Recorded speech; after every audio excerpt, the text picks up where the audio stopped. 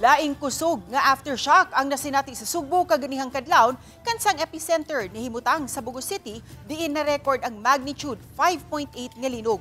8 ka mga residente sa syudad ang nadasa tambalanan tungod niini. Ang detalye sa report ni Femery Dumabo. Nanggawas dayon sa ilang mga tent kining pipila sa mga residente nga temporaryong nanimuyo sa Tent City sa Barangay Cogon, Bugo City.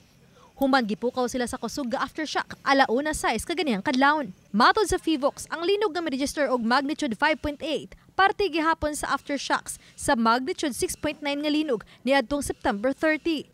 Matod sa Bugo City DRRMO, walay dugang kadaot ang miresulta sa linog kaganihang kadlawon. Apan na dunay mga balay nga nang liki nunot sa linog niadtong September 30, ang hingpit nga nahugno nunot sa pagtay-og ganihang kadlawon. Walay na record nga dugang nadaot sa infrastruktura sa Bugo City. Apan na dunay 8 ka mga tawo nga gidala sa tambalanan. 3 na kasinati og chest pain, 3 na samdan, usag giatake sa asma tungod sa trauma ug usa ang naksidente samtang nagmaneho sa motor atol sa linog. 3 na lacerated, yung isa sa may mata daw kasi na sa glass.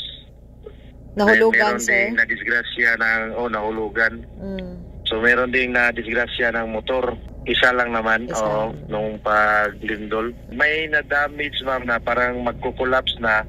So nung lumindol kaninang umaga, nag-collapse na talaga. Pero wala na namang mga nakatira doon. So inabando na po yung building na yung may mga sira na. Samtang sa silingang lungsod sa San Remigio, nahugno ang duha ngadto sa 3 ka metro nga gitas-on sa daan nga nahimutang sa tubangan sa Hagnaya Integrated School atol sa kusog nga aftershock ganihang kadlawon. Matod sa San Remigio LGU nga nakankan o nagka-sinkhole sa ilawom sa maong daan human sa magnitude 6.9 nga linog niadtong September 30 sa gabii. Nang liki ang mga daan apan ganihang buntag human masinati ang kusog nga pagtayog, hingpit kini nga nahunlak. Nabatyagan usab ang pagtayog sa yuta sa Cebu City.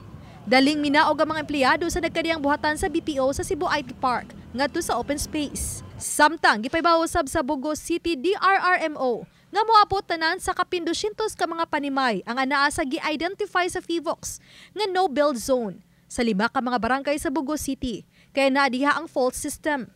3 ka barangay ang anaa sa Bugo Bay Fault Line, kini ang Libertad, Nailon ug Dakit. Ug laing 2 ka barangay ang anunang Sur ug anunang Norte nga mga upland barangay ang aduna usab dakitan nga lahing fault system.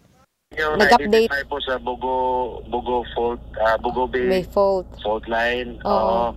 Pero yung dito sa upland barangay, meron din kasi nakita doon na malaking yung crack na talagang nag-bitak ng lupa po. Then posible kahit rin-induced landslide, talagang delikado po yung area nila. Kapin sa usa ka gatos na kapamilya ang nahiklin. Ang uban kaganihang buntag na matud pa nagpatabang sa Bugo City LGU aron makabalhin human sa kusog nga aftershock. Ang uban ang nakipuyo sa ilang mga kaparintihan. Ang uban usab ang nagtulda-tulda sa bakanting luna pipila ka metros gikan sa ilang gibiyaang panimay. Reminder lang, hindi pa talaga safe yung kanilang bahay o structure. Advice namin wag lang muna talagang doon matutulog, yung doon na parang bumalik na sa kanilang dating as per PIVOX is may pa talaga yung aftershock. Uban ni Clans Gabuti no Rod Prado, Femery Dumabok.